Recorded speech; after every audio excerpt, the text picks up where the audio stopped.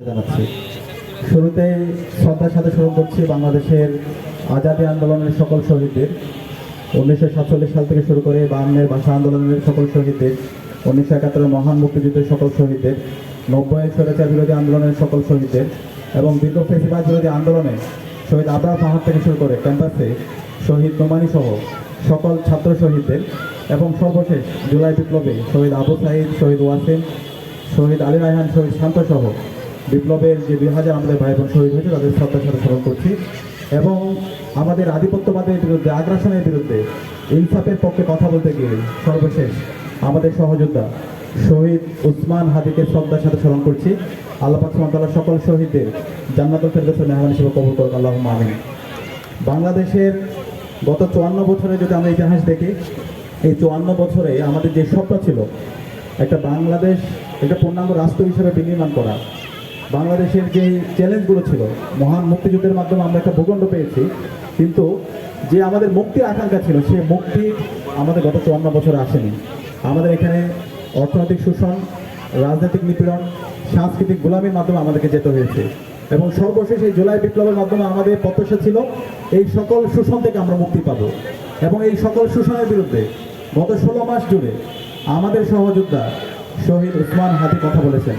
তিনি দিল্লির তাবেদারদের বিরুদ্ধে কথা বলেছেন, ভারতীয় আগ্রাসনের বিরুদ্ধে কথা বলেছেন এবং আমাদের এই বাংলাদেশে গত 16 বছরে ফেসিবাদ কায়েম করার মাধ্যমে সকল যে প্রতিষ্ঠানগুলোকে ভেঙে চুরমার করে দেওয়া হয়েছে সেই কথাগুলো বলেছেন। বাংলাদেশের 18 কোটি মানুষের যে অব্যক্ত কথাগুলো শহীদ উসমান হাদি চমৎকারভাবে গত 16 মাস জুড়ে বলেছেন। তিনি একাই লড়াই চলে গিয়েছেন, সাংস্কৃতিক আগ্রাসনের বিরুদ্ধে তিনি কথা বলেছেন এবং তিনি বিকল্প একটা সাংস্কৃতিক প্রতিষ্ঠান তিনি তৈরি করেছেন, একটা সাংস্কৃতিক বিপ্লবের তিনি ডাক দিয়েছেন। আমরা তার ইনকিলাব সেন্টারকে দেখতে পেয়েছি। একই সাথে কিভাবে মোকাবেলা করতে হয়, কিভাবে শত্রুর সাথে আমাকে কথা বলতে হবে সেটাও তিনি আমাদেরকে দেখিয়েছেন। তার প্রত্যেকটা বক্তৃতায় তিনি ইনসাফের কথা বলেছেন এবং এটাও বলেছেন ইনসাফের সাথে আমার যে প্রতিপক্ষ আছে, আমার যে শত্রু আছে তার প্রতি আমার ইনসাফ করতে হবে। তো শহীদ উসমান হাদির আমরা যারা সহযোদ্ধারা আছে, আমাদেরকে বাংলাদেশে ইনসাফ কায়েম না হওয়ার আগ পর্যন্ত আমাদের লড়াই থামানো যাবে না, আমাদেরকে লড়াই চালিয়ে যেতে হবে। আমরা কি পারবো? ইনশাআল্লাহ। এই যাত্রায় আজকে আমাদের যে সাইকেল র্যালি হচ্ছে, এখান থেকে বার্তা হলো আমরা সবাই ঐক্যবদ্ধ আছি। বাংলাদেশে যতদিন ইনসাফ কায়েম হবে না ততদিন পর্যন্ত এই ঢাকা বিশ্ববিদ্যালয় এবং বাংলাদেশের সকল ছাত্র সমাজ তারা ঐক্যবদ্ধ আছে।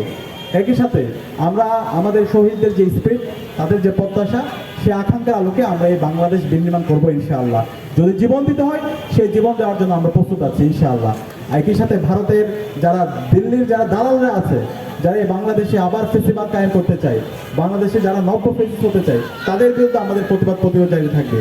সামনে নির্বাচন আছে, বাংলাদেশের রাজনৈতিক দলগুলো সবাইকে আমরা আহ্বান করবো আপনারা ইনসাফকে ধারণ করেন। আপনারা আপনাদের যে ম্যানিফেস্টো আছে সেখানে তারুণ্যকে নিয়ে আপনাদের ভাবনার কথা পরিষ্কার করেন, রাষ্ট্র নিয়ে আপনাদের চিন্তাগুলো আপনারা আমাদের কাছে পরিষ্কার করেন, শিক্ষা ব্যবস্থা নিয়ে আপনাদের যে স্বপ্ন, আপনাদের যে চিন্তা সেটা ক্লিয়ার করেন, স্বাস্থ্য নিয়ে আপনাদের ভাবনা, দেশের পররাষ্ট্রনীতি নিয়ে আপনাদের ভাবনা সেটা ক্লিয়ার করতে হবে। সেটা বিএনপি, জামাত, এনসিপি, যত ছাত্র সংগঠন আছে, রাজনৈতিক দল আছে, সবাইকে সেটা ক্লিয়ার করতে হবে। সেই বার্তাটা আজকে আমরা আমাদের এই সাইকেল র্যালিতে দিচ্ছি। একই সাথে আমরা এই সাইকেল র্যালির মাধ্যমে আমাদের পরিবেশ সুরক্ষার মেসেজটা দিচ্ছি। আজকে যে পরিমাণ বায়ু দূষণ হচ্ছে, আমাদের এই পৃথিবীকে আমরা বসবাসের অনুপযোগী করে ফেলছি। তো সেই জায়গায় পরিবেশ সুরক্ষার জন্য আমাদের অবশ্যই আমাদের নিজেদের স্বাস্থ্যের সুরক্ষার জন্য এই সাইকেল এবং সাইকেল চালানোর মাধ্যমে আমাদের এই পরিবেশ সুরক্ষা হবে এবং আমাদের স্বাস্থ্যের সুরক্ষা হবে। তো আজকের এই আয়োজন করার জন্য ঢাকা বিশ্ববিদ্যালয় কেন্দ্রীয় ছাত্র সংসদ এবং ঢাকা বিশ্ববিদ্যালয় সাইকেল সোসাইটি এবং যারা স্পন্সর করেছেন এবং সাংবাদিক বন্ধু, বিশ্ববিদ্যালয় পড়াশোনা সবাইকে আন্তরিক ধন্যবাদ জানিয়ে আমি আমার কথা শেষ করছি। ধন্যবাদ ডাক্তার বিপি মোহাম্মদ সাদিক কাইম ভাইকে।